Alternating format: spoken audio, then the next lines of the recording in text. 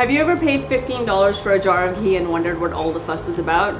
You don't need to. You can make ghee at home in about 15 or 20 minutes.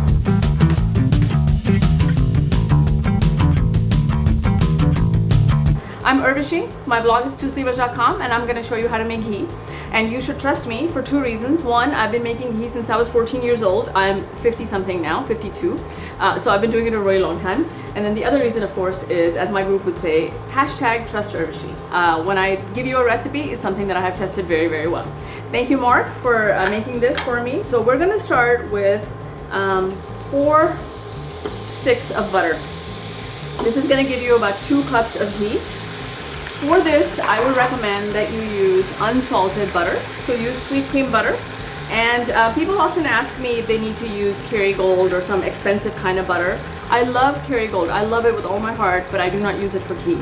I feel like by the time the butter has cooked down for ghee, the ghee has its own flavor. So sure, you could start with whatever kind of butter you like, but I use Costco's Kirkland in the yellow package for this one. They're sweet cream butter. So what you are trying to do with this is you're trying to get all of the moisture and all of the milk solids out. While this cooks, let me just tell you a little bit about ghee and the history of ghee. So in Indian culture, in ancient Ayurveda, there are different types of properties assigned to food.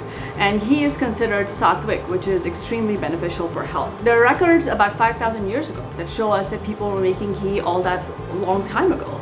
And it's used in Hindu culture for not just food, but also religious rituals. So you offer up ghee as an offering, and that's supposed to be considered, because it's straight from cow's milk, and cow's milk is accorded a lot of reverence in Indian culture. Ghee is supposed to be a really good thing. But here's why I make it.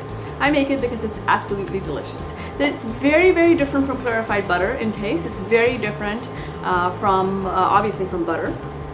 For clarified butter, what you would do is you would get the butter to a boil and you would time about 1 minute. And at that point, you would have these white milk solids either settle to the bottom or come up to the top.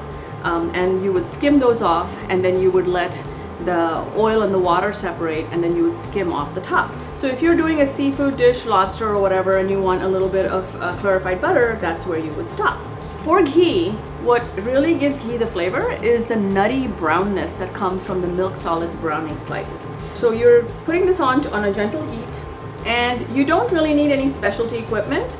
The first time you make it, I would suggest that if you have a pot with a spout, do that, because you're going to be pouring the ghee off.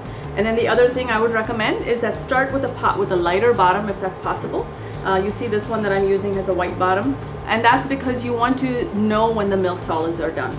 So depending on the type of ghee you use, where you put your stove at, it's going to cook at different speeds. What I would recommend to you is that the first time you do it, you set a stopwatch and watch and see at what point your ghee gets done, and from that point on you'll know going forward. So why make ghee? It's a great way to preserve butter. It's a great way to have unadulterated butter flavor. It's very good for keto and for paleo. Of course, people say it has health healing properties. I'm not a doctor. I can't speak to, well, I'm a different kind of doctor. I can't speak to health issues, but it can't hurt you, that's for sure. It also has a higher smoke point than regular oil, so you can use it to fry. It has a very, very different mouthfeel. It has this unctuous mouthfeel that the ghee will coat the inside of your mouth in the most delightful way possible.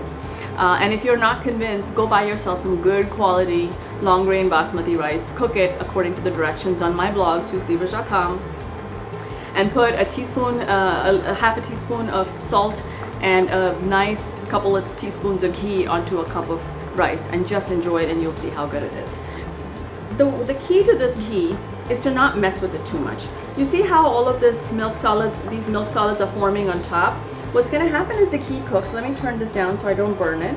So for those of you who are using an induction cooktop, I'm going to take this down to 250. What you want is a very gentle simmer. You don't want a rolling boil at this point, because that's how things will burn. And you just want to make sure that there's nothing burning at the bottom. So I might move some of this foam aside just to look. Now that it's started to boil, I'm going to set a timer for myself so that I can see at what point it's done. People often ask me, how do I know that the ghee is done? So you're going to know it's done in a couple of different ways. One, when you look at it, all of this white stuff will have settled to the bottom, and it'll have started to brown very, very gently. Two, there's a very different sound. So you hear, I don't know if you can hear this or not, but it sounds like popcorn popping. And that is all the water evaporating from it. When the water has evaporated, the sound changes and you'll be able to tell. Over time, you're going to be able to tell just by looking at it. But let me tell you something, ghee is extremely, extremely forgiving. You can cook it a little bit too much, you can cook it a little too little, and you're probably safe. It's important to get to the point where there's no water left, because the way you would store ghee is you can put it in a clean jar on your countertop for 3 to 4 months, they say, and they say that it'll last in the refrigerator for a year. Let me tell you, I've had ghee sit out for 3 or 4 months, 5 months, and there's been no negative effect. The thing to remember, if you're going to store your ghee on the stovetop, which is where I would recommend that you store it near your stovetop, not on the stovetop, obviously. What I would recommend is use a clean spoon every single time. You don't want cross-contamination going into your jar. So use a clean spoon and make sure there's no water on any or liquid on any spoon you use. You spent a long time getting all of the solids out, the water out. The last thing you want to do is put water back in, and that'll allow bacteria to grow, etc. Why make your own ghee? Well, a couple of reasons. When I'm finished, we are going to have this entire 2-cup jar full of ghee, which is going to last most households for a really long time. The butter I bought was what, $6, $7, $8 at Costco, maybe. Just buy regular, good quality, not premium quality, but decent quality butter, and then you're going to let it cook down. So mainly, the cost is one factor, but let me tell you something. The taste is entirely different. Let's be honest, even if you go to Indian stores and you buy Indian grocery stores and you buy the butter there, it doesn't taste quite the same as at home. See how it's no longer clear? Some of the milk solids are starting to settle. So I'm going to very gently, notice I'm just stirring the tip of it. Don't stir all the way from the bottom. You want the milk solids to go to the bottom, okay? So I'm just going to stir this a bit, and the reason I'm doing it is I want to be able to keep an eye on what's going on. If I don't do that, I can't kind of tell what's happening underneath. So I stir every once in a while to just get a look at what's going on in there. It's been only about 3 minutes and my ghee is boiling nicely. So we're just going to let it sit here for a while. Here's what I would recommend. Do this on a day that you're already futzing around in the kitchen. So oftentimes what I'll do is I'll put this on to cook, the ghee on to cook, and then I'll load up the dishwasher. And by the time I'm done loading the dishwasher, I may have stirred it once or twice, I've kept an eye on it, but I'm in the kitchen in any case, so it doesn't really take very long. The key here is to not let it burn, okay? That's the only 2 things you need to be aware of. A, don't let it burn, and B, don't undercook it. Don't stop at this stage where all the milk solids are still white, okay? So if in doubt, I've just turned mine down to about 180, which is probably low, just enough to get a little bit of a simmer without it having a rolling boil. Okay, so I came back to check on my ghee and it had stopped bubbling. You want it to bubble, so I'm gonna turn it back up a little bit. Where are we on time? About 6 minutes.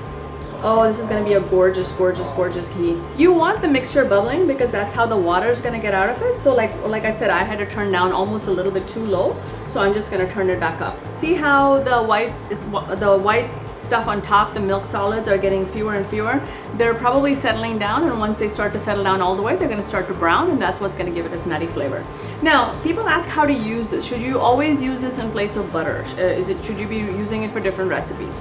Here's what I would recommend to you. Certain things are just going to taste better with ghee than not. Now, if you're following a good recipe, it'll tell you when to use ghee and when to use oil. Sometimes you want that mouthfeel, that rich, oily almost mouthfeel, and sometimes you don't want to taste the oil. So a lot of times when you're eating rice and dal, you want a dollop of ghee on top because it changes the taste entirely.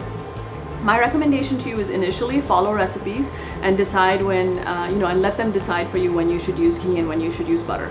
Over time, as you get familiar with the taste, then you can say, you know what, I think that this dish I've been making all this time is going to taste a whole lot better with ghee than with butter. And you might do that. So again, it's going to be dependent on your own taste buds. So initially start with recipes that ask for ghee. Use ghee on things like some people put it on toast. I don't eat toast, so that's a problem. But some people will put it in place of butter everywhere because they like the taste so much, and then other people will only use it for Indian sweets as an example, or they might use it on top of rice and dal, so they might be more selective about it. So just experiment. Okay, we're at about the 12-minute mark. 12 minutes? Yeah, about 12 minutes-ish. So about 10 or 12 minutes, you'll start to see the color changing. You'll see that these white milk solids have a tinge of brown to them. They're no longer stark white like they were. And this is when you really need to watch it, because here's where, oh, look at it's not just the white, actually the yellow is changing color. I really hope you can see this. So now you can start to see a much cleaner look to this. And like I said, the whites have a little tinge of tan or brown to it. Account for about 20 minutes start to finish for your ghee to be done. See that gorgeous color? It's because I have been patient. I haven't turned the heat up like I have done in my life before and burnt the heck out of the ghee. All of that white is now dissipating. See that? Over time, you'll figure this out, but honestly, guys, don't stress it. Let it come to a gentle boil. Boil it for 10 or 15 minutes when it's at that gentle boil, and you'll have ghee. So, you know, I'm showing you all of the different markers, but really, just don't worry about it. Just don't let it burn. Keep it on, like I said, about a 250, 280, somewhere in there. You know, you want the milk solids to brown gently. You don't want them to burn right away. If it burns, eat the ghee anyway. It's probably still just fine. So at this point, I definitely want to make sure that I'm not burning it. So I've got to keep a close eye. All these milk solids are going to go to the bottom and start to brown pretty quick. Okay, a lot of people would stop at this point. I'm going to let it go just a little bit because I like my ghee a little bit nuttier. Here's where the light colored pot is going to come handy, because you can see what's happening underneath and you're going to catch it before it burns. Okay? Now, first time you're making ghee, stop right here. When the bubbles are huge like this, there's no white foam, but there's giant big bubbles, stop, and you'll have excellent ghee. So I'm at about 16 minutes, 17 minutes. I'm going to turn this off. I'm going to let it stay in the residual heat for just a few minutes. Look how gorgeous this is going to be. This is going to be such a pretty ghee, I can't tell you. All right, I'm setting this aside. Okay, if in doubt, take it out a little bit early, okay? Don't let it burn, because it does have a little bit of a slightly bitter taste to it if you allow them to burn. And keep in mind that this is pure fat in a heavy pot, hopefully. So there's some residual heat that is going to continue. As you see, my pot is still bubbling. It's been a while since I took it off the heat source. It's been a minute and something, and it's still kind of gently bubbling. So if you've cooked it almost to the point of being done, you're going to be in trouble. Now what we're going to do is we're going to get a heat-proof jar ready. So as I mentioned earlier, I use 4 sticks of butter. This is going to be almost too full. It's going to come all the way to the top. By the way, people often ask me, do you have an Instant Pot recipe for making ghee? Guys, you know how much I love my Instant Pot. Several cookbooks, all of which have been bestsellers. There's an Indian Instant Pot, there's a Keto Instant Pot, there's an Instant Pot Fast and Easy. I love my Instant Pot. There is no advantage to making ghee in an Instant Pot. When you look at the recipes out there, what you'll see is they use a saute function. I feel like you could, but I have this pan to clean. I could have gotten by in a smaller pan. Your point is to get the water out of the ghee. You're not going to be able to do that with the lid. So for me personally, it doesn't work, and I just do my ghee on the stovetop. I want to show you the milk solids at the bottom here, okay? There's a little bit of foam on the top, it's not too bad. The main thing at the bottom is that these have not burned. They're a beautiful golden color, but I do have milk solids settling at the bottom. Now, if I was a patient person, and if we weren't trying to film this, I would let this settle until all of this foam went to the bottom. Okay, so just let it sit and melt, but I'm not that patient. So the safest way to do this with a pot full of heat like this, if you're a strong person, you can lift it and pour it. I don't. Use a little dipper. Use a strainer. The strainer is going to catch any of the milk solids that come through. And this is also, I find this a safer way because you're putting in hot liquids into a jar at a measured pace.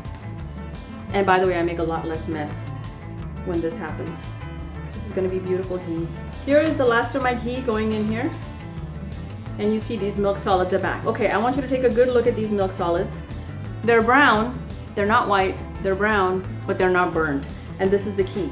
It took me less than half an hour, and that's with me futzing around, talking, doing all of this stuff. It's probably a 15-minute job, and you have a wonderful, wonderful, delicious, beautiful color for this ghee. Now, here's the ghee I made earlier. See the difference? This is a little bit done. We could call it nutty. We could call it brown butter, or we could call it, slightly overdone ghee. You can use it. So anything between here, where you see there's no water in this, you saw those big bubbles come up, you know this is safe, or here is usable. This cost us about $7 or $8. It's gonna last a really long time, and you should really, really try this recipe at home. I'm Urvashi. My blog is TwoSleevers.com. Look at this hashtag, Trust Urvashi. It's there for a reason. I hope you make this recipe, and if you do, tag me in it when you post on Instagram. Thank you for watching.